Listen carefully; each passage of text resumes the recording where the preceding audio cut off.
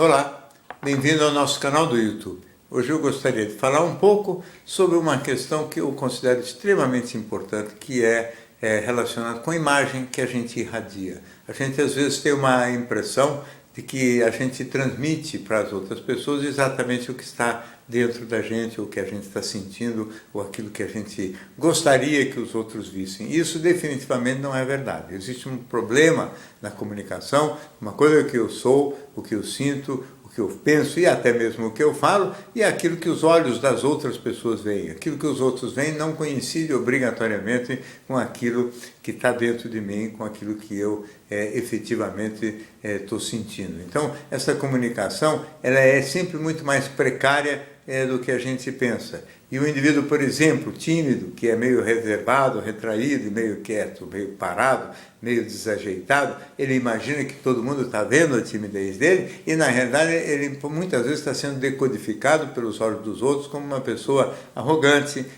prepotente, que não gosta de falar com qualquer um. Enfim, eles passam uma imagem completamente diferente daquilo que ele está sentindo. Então, é preciso muita cautela, porque existe um decodificador que é o olho do outro, que não obrigatoriamente coincide com aquilo que está dentro da gente. Isso não só nas palavras, quanto também no gestual. Quer dizer, a gente se comunica através de palavras e através de posturas, de risos, de sorrisos. Eu já vi muita gente, por exemplo, fazer inimizade por usar certos tipos de movimento facial que parece que indicam desdém, descaso, desinteresse, né, desprezo, e tudo isso passa emoções muito negativas em pessoas que não têm exatamente esse propósito, esse objetivo naquela comunicação. Então, a gente tem que sempre imaginar que existem, vamos dizer assim, discrepâncias terríveis entre aquilo que a gente sente e aquilo que a gente passa. E talvez prestar atenção na maneira como a gente é recebido fora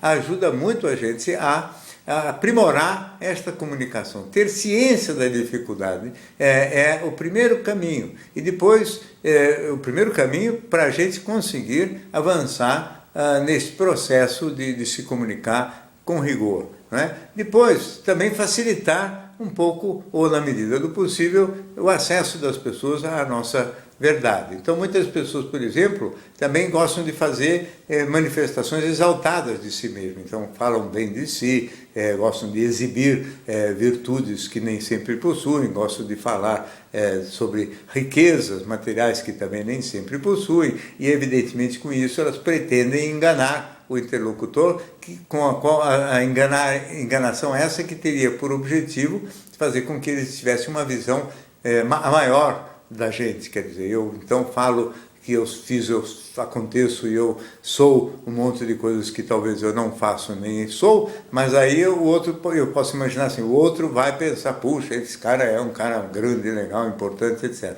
As pessoas fazem isso com o saber, fazem isso com a sua história pessoal, fazem isso com a riqueza e com o dinheiro também, ficam exibindo muitas vezes o que não tem. Então tem pessoas que erram na comunicação para menos, como os tímidos, que quando eles ao invés de avisar que são tímidos, eles passam uma cara às vezes meio desajeitada, e com isso eles dão a impressão de que eles são mais arrogantes do que são. Então eles na verdade não conseguem comunicar exatamente o que gostariam, e há algumas pessoas que se esforçam para mostrar imagens superiores, elevadas de si mesmo, muitas vezes convencendo os interlocutores, outras vezes não. Então nem sempre o que a gente mostra é o que chega.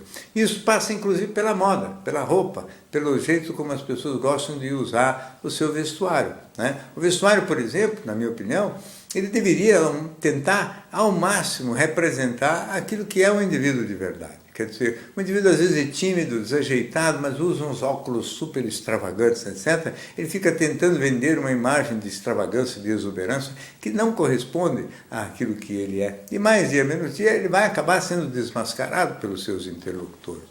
Muitas moças também vendem uma imagem, por exemplo, de exuberância sexual, de uma sensualidade enorme, e que na realidade, na prática também, elas não têm nem conseguem exercer. Então usam o vestuário, usam a moda como uma maneira de enganar, de vender uma imagem que não corresponde àquilo que elas efetivamente são. Muitas vezes o indivíduo também faz isso com o intuito de mostrar riqueza, então acaba se paramentando e colocando em cima de si objetos e adornos caros, mas às vezes comprado com dificuldade, comprado em lojas que vendem artigos de segunda mão, só para mostrar uma riqueza, ou mesmo objetos falsos. Eu me lembro de uma época, há uns anos atrás, quando surgiram alguns relógios de marca que começaram a ser muito famosos, começaram a aparecer também falsificações e imitações de todo tipo, e o indivíduo usava a imitação para quê? Para vender uma imagem, né, de riqueza que ele não possuía. Então todo este conjunto faz com que a comunicação prejudicada possa levar os outros a terem uma visão incompleta, inadequada e errada da gente mesmo. Isso não é bom, porque a rigor a gente devia se preocupar mais do que tudo, não só com o vestuário, como com os gestos, com a maneira como a gente se adorna, não é?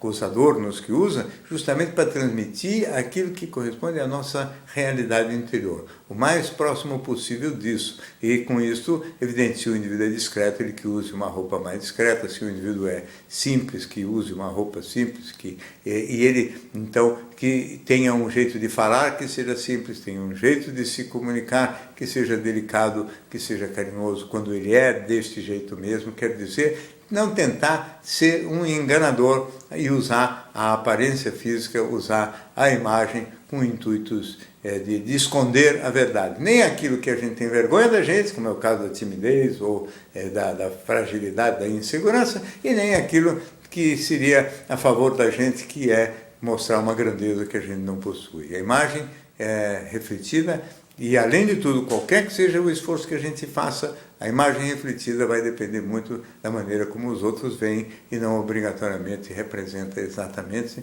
aquilo que a gente gostaria. Quem se ocupar mais de entender que essa comunicação entre os humanos é precária, porque cada um de nós é muito único e que de alguma maneira, portanto, nós somos, como dizia o filósofo espanhol Ortega y Gasset, condenados a uma certa solidão radical, a gente só se comunica com os outros através de algumas pontes. Quanto melhor forem essas pontes, quanto mais sinceras e verdadeiras forem essas pontes, maior a chance da gente se aproximar verdadeiramente de outras pessoas e os humanos se aproximarem de verdade uns dos outros. Muito bem, essa é mais uma participação aqui no nosso canal do YouTube. Se você gosta, inscreva-se, acompanhe. Sempre tem novidades interessantes para vocês por aqui. Até a próxima.